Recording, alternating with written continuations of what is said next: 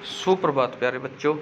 कक्षा 10th का हमारा आज का टॉपिक इकोनॉमिक्स पोर्शन का एसएसटी का चला हुआ है, वैश्वीकरण और भारतीय अर्थव्यवस्था। और ये लेसन या आज का टॉपिक करने के बावजूद हम रिवीजन करेंगे अगले 3-4 दिन जितने भी बचे हैं एसएसटी के पेपर तक, यानी जो फर्स्ट टर्म का पेपर होना है, टेस्ट होना है उस तक। और जैसा कि आपको ज्ञात है कि एमसीक्यू बेस रहेगा और जितना सिलेबस आपको दिया उसी में से एमसीक्यू क्वेश्चन रहेंगे। तो आज चलिए स्टार्ट करते हैं। वैश्वीकरण क्या है? विगत 3 दशकों में अधिकांश बहुराष्ट्रीय कंपनियां विश्व में उन स्थानों की तलाश कर रही है जो उनके उत्पादन के लिए सस्ते हों। इन देशों में बहुराष्ट्रीय कंपनियों के निवेश में वृद्धि हो रही है, साथ ही विभिन्न देशों में विदेश व्यापार में भी तीव्र वृद्धि हो रही है। विदेश व्यापार का एक बड़ा भाग बहुराष्ट्रीय कंपनियों द्वारा नियंत्रित है। जैसे भारत में फोर्ड मोटर्स का कार संयंत्र केवल भारत के लिए ही कारों का निर्माण नहीं करता, बल्कि अन्य विकासशील देशों के लिए कारें भी विश्व में अनेक कारखानों के लिए कार पुर्जों का निर्यात करता है। उसी प्रकार अधिकांश बहुराष्ट्रीय कंपनियां क्रियाकलाप वस्तुओं में सेवाओं का बड़े पैमाने पर शामिल है। यहाँ पर एक पिक्चर में दिखाया गया है कि वैश्वीकरण का मजा लें, यानी जिसका वैश्वीकरण ज़्यादा फैलाव है वो पूरी दुनिया को उठाए हुए है। ध्यान रखें, आप हमारी दुनिया में खेल रहे हैं, किसी भी दिन आपको इसकी कीमत चुकानी पड़ सकती है। यानी जिस देश के व्यापार, जिस देश का दूसरे देशों के साथ अत्यधिक लेन देन या व्यापारिक संबंध होंगे तो कभी न कभी उसका खामियाजा भी भुगतना पड़ सकता है। अधिक विदेश व्यापार के अधिक विदेशी निवेश परिणाम स्वरूप विभिन्न देशों में बाजारों एवं उत्पादकों में एकीकरण हो रहा है। विभिन्न देशों के बीच परस्पर संबंध और तीव्र एकीकरण की प्रक्रिया ही वैश्वीकरण है। बहुराष्ट्रीय कंपनियां वैश्वीकरण की प्रक्रिया में मुख्य भूमिका निभा रही हैं। विभिन्न देशों के बीच अधिक से अधिक वस्तुओं और सेवाओं के निवेश, प्रौद्योगिकी का आदान प्रदान हो रहा है। विगत कुछ दशकों की तुलना में विश्व के अधिकांश भाग एक दूसरे के अपेक्षाकृत अधिक संपर्क में आए हैं।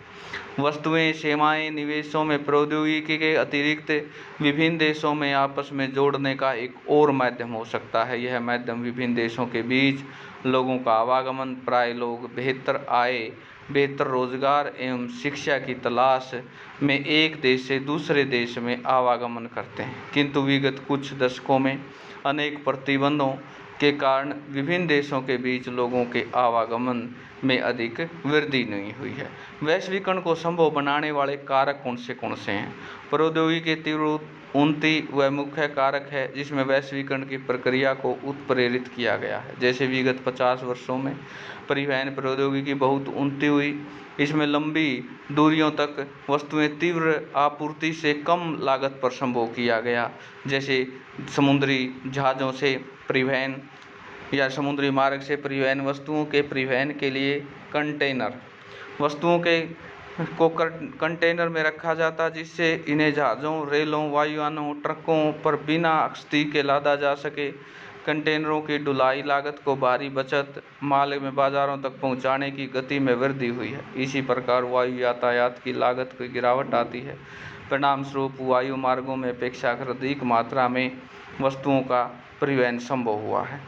इससे भी अधिक उल्लेखनीय सूचना एवं प्रसार प्रौद्योगिकी का विकास। वर्तमान समय में दूरसंचार, कंप्यूटर, इंटरनेट के क्षेत्र में प्रौद्योगिकी की द्रुत गति परिवर्तित हो रही है। दूरसंचार सुविधाओं में telephone, Telegram, mobile phone, fax का विश्व भर में एक दूसरे के संपर्क करने की सूचनाओं का तत्काल प्राप्त करने और दूरवर्ती क्षेत्रों में संवाद करने के प्रयोग में किया जाता है। ये सुविधाएं संचार उपकरणों द्वारा सुगम हुई है। जैसा कि आप जानते हैं, जीवन में लगभग प्रत्येक क्षेत्र में कंप्यूटरों का प्रयोग हो रहा है। अपने इंटरनेट के चमत्कारी संसार में प्रवेश किया है, जहां कुछ आप जानते हैं लगभग उनकी जानकारी प्राप्त कर सकते हैं और सूचनाओं का आपस में बांट सकते हैं। इंटरनेट से हम तत्काल इलेक्ट्रॉनिक डाक, ईमेल भेज सकते हैं। अत्यंत कम मूल्य पर विश्व भर में बात वॉइसमेल से कर सकते हैं। वैश्वीकरण संचार प्रौद्योगिकी पर क्या प्रभाव है?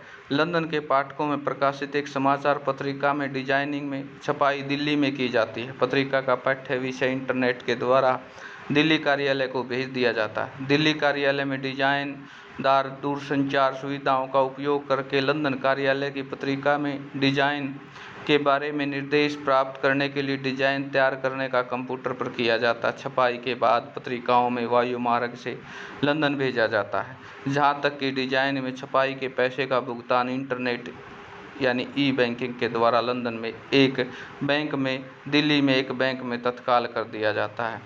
कल यानी नेक्स्ट पीरियड में जब भी लगेगा, हम विदेशी व्यापार और विदेशी निवेश के उदारीकरण के बारे में पढ़ेंगे। आज के लिए हमारा जो टॉपिक था वो ये था, वैश्वीकरण को संभव बनाने वाले कारक कैसे इतना फला फूला है, वैश्वीकरण के क्या कारक हैं और वैश्वीकरण है क्या। इन दोनों महत्वपूर्ण पॉइंटों पर आप सुंदर नोट्स लिखेंगे और जितने भी सिलेबस में जो चीज़ें दी गई हैं उनको अच्छे ढंग से आप एक्सप्लेन करेंगे।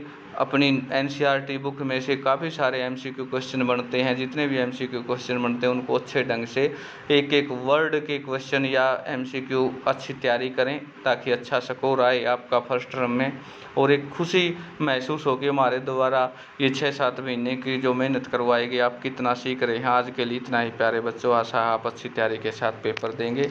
स्वस्थ होंगे। धन्यवाद।